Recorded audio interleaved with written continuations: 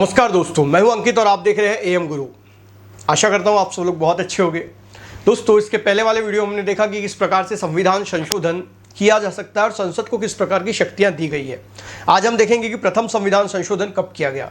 जैसा कि आप लोगों को पता है कि 26 जनवरी 1950 को भारत में संविधान लागू हुआ और उसके बाद हमारा देश हमारे संविधान के हिसाब से चलने लगा। दोस्तों, 1950 के बाद कुछ ऐसी सिचुएशंस पैदा हुई कि संविधान लागू होने के लगभग एक साल के भीतर ही हमारे देश के आलाकमानों को हमारे संविधान में संशोधन करने की नौबत आ गई।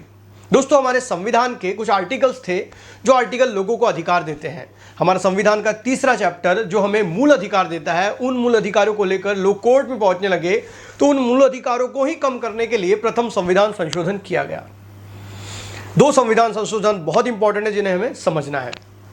पहले तो बात करेंगे हम संपत्ति के अधिकार की। दोस्तों, हमारे संविधान का आर्टिकल 19 है जिसमें हमें संपत्ति रखने का स्वतंत्रता दी गई थी। 19 आर्टिकल में 6 प्रकार की स्वतंत्रता दी गई थी, जिसमें से एक स्वतंत्रता थी संपत्ति रखने का अधिकार। और हमारे संविधान में ही तीसरे चैप्टर में 31 आर्टिकल में संपत्ति का अधिकार दिया गया है। अब बात ये आती थी, जब संविधान लागू हुआ, भारत को डेवलपमेंट करना था, तो जमीन अधिग्रहण करना सरकार को जरूरत थी और सरकार ने जमीन अधिग्रहण करना शुरू किया। इस सिलसिले में बहुत से लोग कोर्ट पहुंच गए। उनका कहना था कि जो हमारा संपत्ति का अधिकार है वो छीना जा रहा है और सरकार भी टेंशन में आ गई। तब सरकार ने प्रथम संविधान संशोधन किया 1951 में, और संशोधन के द्वारा ये लिखा गया कि अगर सरकार भूमि सुधार से संबंधित कोई कानून बनाती है, संपत्ति से संबंधित कोई कानून बनाती है, तो इस आधार पर अवैध नहीं ठहराया जाएगा कि वो 14, 19 और 31 का उल्लंघन कर रहा है। दूसरा 31 ख आर्टिकल डाला गया और उसके मुताबिक हमारे संविधान में 9वीं अनुसूची जोड़ी गई, शेड्यूल जोड़ा गया, और उस 31 ख में लिखा गया कि अगर भूमि सुधार से संबंधित कोई भी कानून बनाकर 9वें शेड्यूल में डाल दिया जाता है तो उसका न्यायिक पुनरीक्षण कोई भी कोर्ट नहीं कर सकती।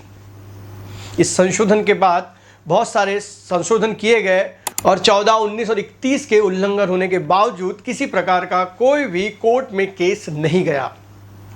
दूसरा संविधान संशोधन जो कि बहुत इंपॉर्टेंट है वो है चंपकम दोराइजन मामले से जुड़ा हुआ। मद्रास राज्य ने 1951 में एक कानून पास किया जिसके द्वारा सामाजिक और शैक्षणिक रूप से पिछड़े वर्गों को और अनुसूचित जाति जमातियों को विशेष प्रावधान, विशेष सहूलियत दी गई एजुकेशन में। अब ये बात का विरोध करने के लिए कुछ लोग कोर्ट पहुंच गए। उनका कहना था कि संविधान का आर्टिकल 15 कहता है कि लिंग, प्लेस ऑफ बर्थ, जाति, वंशक्रम, इस आधार पर, धर्म के आधार पर कोई भी भेदभाव किसी भी व्यक्ति से नहीं किया जाएगा। कोर्ट ने भी इस बात को माना और मद्रास सरकार द्वारा दिए गए फैसले को पलट दिया। इस बात से भी सेंट्रल गवर्नमेंट परेशान हो गई और उन्होंने संविधान संशोधन करके आर्टिकल 15 में 15(4) जोड़कर यह लिख दिया कि अगर सामाजिक और शैक्षणिक रूप से पिछड़े वर्ग के लिए कोई भी प्रावधान अगर हमारी सरकार करती है तो इस बात पर अवैध नहीं ठहराया जाएगा कि वो आर्टिकल 15 का उल्लंघन हो रहा है।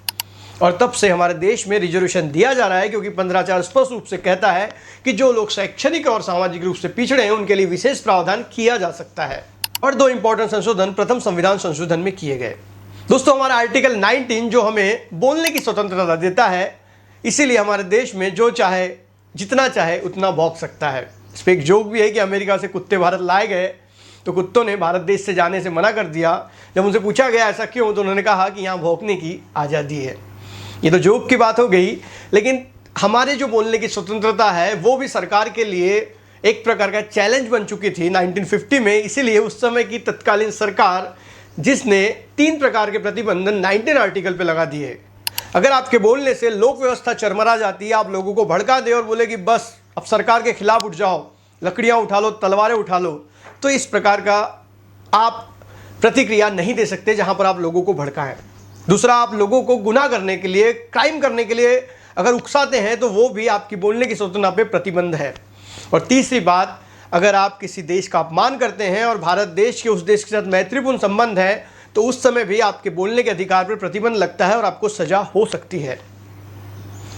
और एक संशोधन किया गया 19 आर्टिकल में, हमें उपजीविका की स्वतंत्रता है, मतलब व्यवसाय करने की स्वतंत्रता है। मुझे कोई व्यापार करना है तो वो व्यापार करने की स्वतंत्रता है, लेकिन इस पर भी गवर्नमेंट ने प्रतिबंध लगाया, क्योंकि जब हमारा देश आज़ाद हुआ था तो लाइसेंस राज था, किसी को भी कोई भी व्यापार करना है तो लाइसेंस लेना पड़ता था। तो एक प्रतिबंध ये लगाया कि अगर सरकार को ये लगता है कि इस व्यवसाय को सरकार करना चाहती है तो उस व्यवसाय को सरकार ही करेंगी। कोई भी व्यक्ति आर्टिकल 19 में दिए गए स्वतंत्रता का उपयोग करके ये ना कहे कि ये व्यवसाय मुझे भी करना है, क्या इसका हक सिर्फ सरकार को है। इस प्रकार का संशोधन 1951 में किया गया कि कोई व्यवसाय सरकार के लिए आरक्षित रखा जा सकता है।